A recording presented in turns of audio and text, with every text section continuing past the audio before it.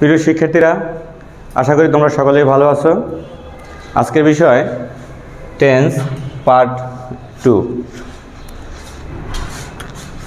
তাহলে দেখো 5 নম্বরে পাস্ট ইনডিফিনিট।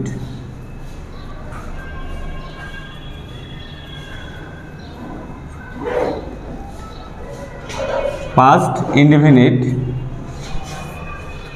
প্রেজেন্ট টেন্সের 4টি আমরা গত ক্লাসে আলোচনা করেছি। আজ পাস্ট টেন্স থেকে শুরু করছি। দেখো past indefinite structure subject plus মূল ভার্বের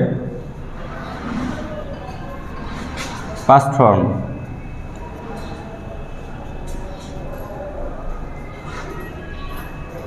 প্লাস এক্সটেনশন।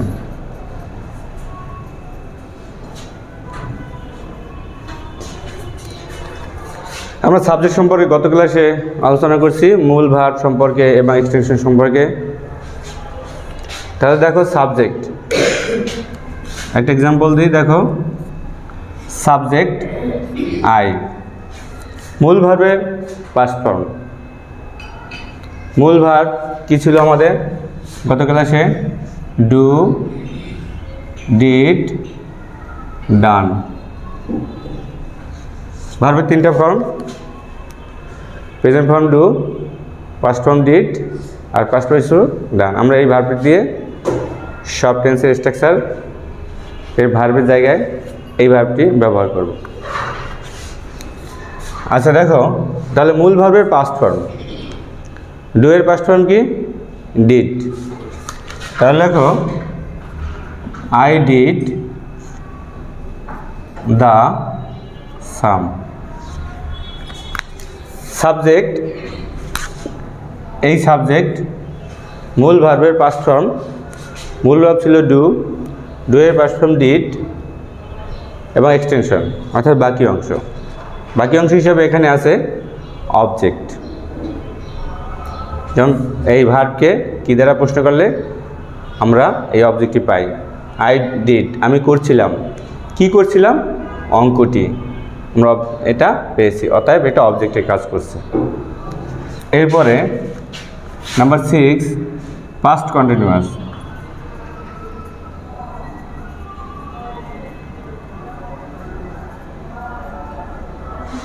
পাস্ট কন্টিনিউয়াস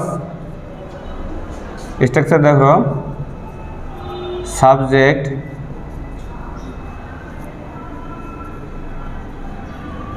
অনুযায়ী ওয়াজ অথবা ওয়ার প্লাস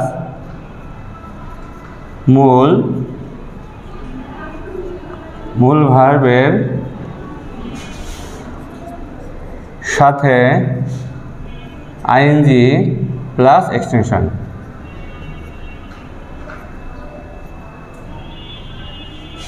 এক্সাম্পল দেখো সাবজেক্ট অনুযায়ী ওয়াজ ওয়ার। তাহলে সাবজেক্ট কি? আই। সাবজেক্ট অনুযায়ী হবে ওয়াজ বা ওয়ার। আই এর পরে ওয়াজ হয়, আমরা ওয়াজ লিখলাম। আর সাবজেক্টে যদি প্লুরাল থাকতো তাহলে হতো ওয়ার। সাবজেক্ট সিঙ্গুলার হলে ভার্ব সিঙ্গুলার হয়, সাবজেক্ট প্লুরাল হলে ভার্ব প্লুরাল হয়। এখানে ওয়াজ ওয়ারের মধ্যে ওয়ারটা প্লুরাল, মনে রাখবা। আই ওয়াজ মূল ভার্বের সাথে আইএনজি। মূল ভার্ব কি ছিল আমাদের? আবার লিখি ডু, ডিড, ডান। মূল ছিল ডু। তাহলে ডু এর সাথে আইএনজি দিলে কি হয়? ডুইং। I was doing. এবার বাকি অংশ কি ছিল? অঙ্কটি। তাহলে কি হলো? আই ওয়াজ ডুইং দ্য সাম, আমি অঙ্কটি করতেছিলাম। অর্থাৎ অতীতে যদি কোনো চলমান ঘটনা থাকে তখন সেটা হয় পাস্ট কন্টিনিউয়াস, পাস্ট পারফেক্ট।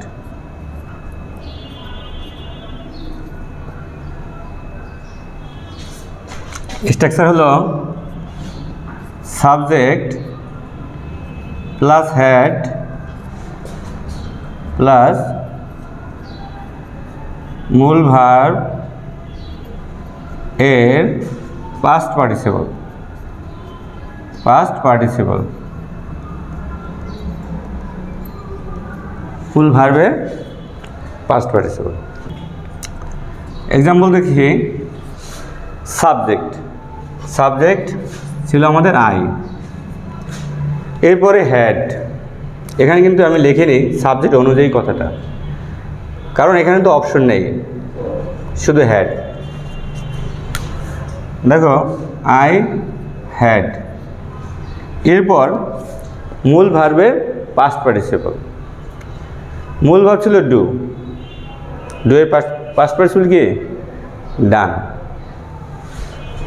তাহলে কি লিখবো? I had done the sum।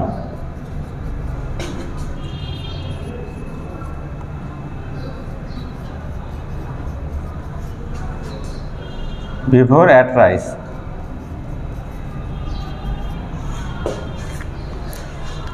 এখানে আমি দুইটা ক্লজ লিখেছি, বিফোর অ্যাট রাইস অতিরিক্ত একটা ক্লজ। বিফোরের পূর্বের ক্লজটি পাস্ট পারফেক্ট হয় এবং বিফোরের পরের ক্লজটি পাস্ট ইন্ডিপেন্ডেন্ট হয়। এই দেখো অ্যাট পাস্ট ফর্মে আছে, আর বিফোরের পূর্বের ক্লজটি হ্যাড প্লাস বি3 অর্থাৎ পাস্ট পারফেক্টে আছে। সেন্টেন্সটির অর্থ হলো আমি ভাত খাওয়ার পূর্বে অঙ্কটি করিয়াছিলাম। দেখো 8 নম্বরে past perfect continuous.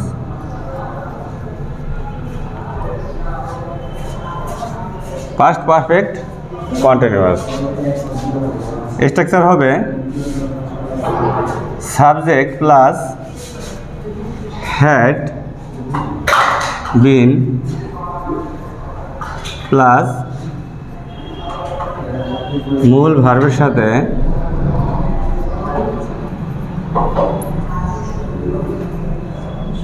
ING plus extension.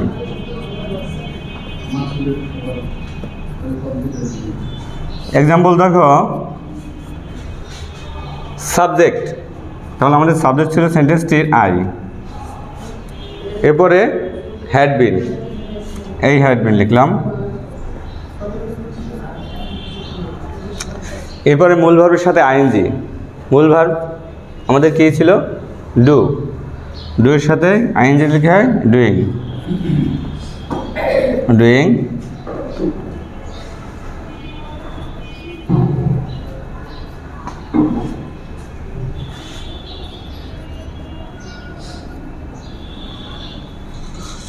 For an hour, আমি 1 ঘন্টা যাবৎ অঙ্কটি করতেছিলাম।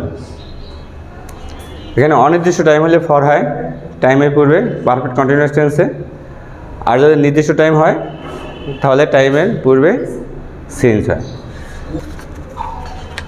9 নম্বরে দেখো future indefinite.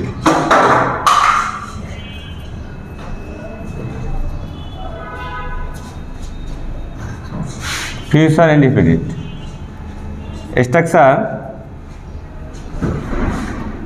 Subject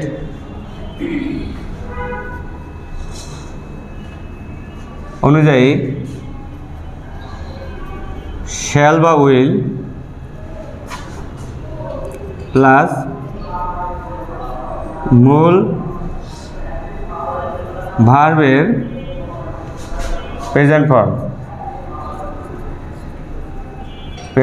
form,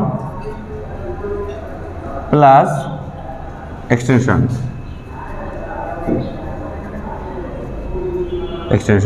example দেখো, সাবজেক্ট অনুযায়ী শ্যাল বা উইল, আই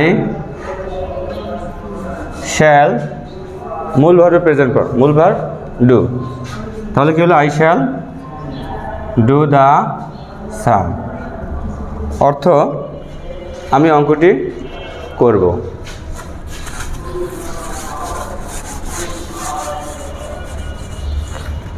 দেখো 10 নম্বরে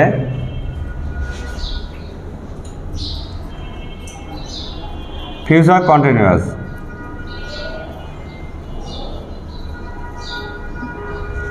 স্ট্রাকচার সাবজেক্ট অনুযায়ী শ্যাল বি বা উইল বি প্লাস মূল ভার্ব এর সাথে আইএনজি প্লাস এক্সটেনশন। এক্সাম্পল দেখো, সাবজেক্ট অনুযায়ী শ্যাল বি বা উইল বি। সাবজেক্ট ছিল আমাদের আই, আইয়ের পরে শ্যাল বি, মূল ভাব ছিল do, doing the some.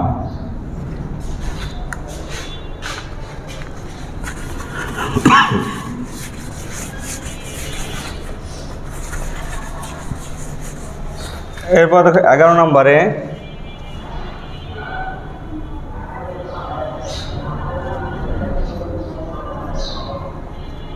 Future perfect.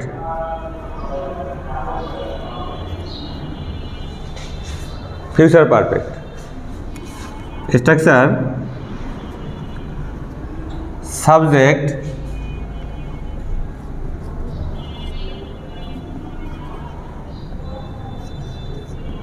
Subject অনুযায়ী শ্যাল হ্যাভ বা উইল হ্যাভ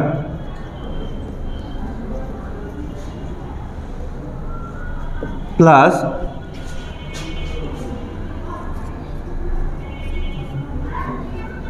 মূল ভার্বের পাস্ট পার্টিসিপল প্লাস এক্সটেনশন। তাহলে এক্সাম্পল, সাবজেক্ট আই অনুযায়ী shall have,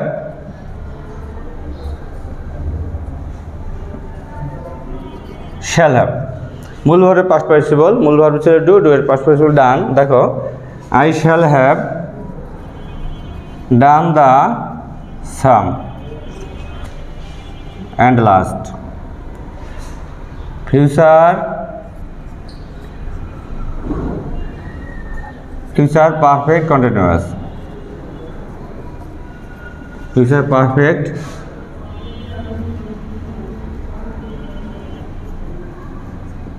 perfect continuous structure subject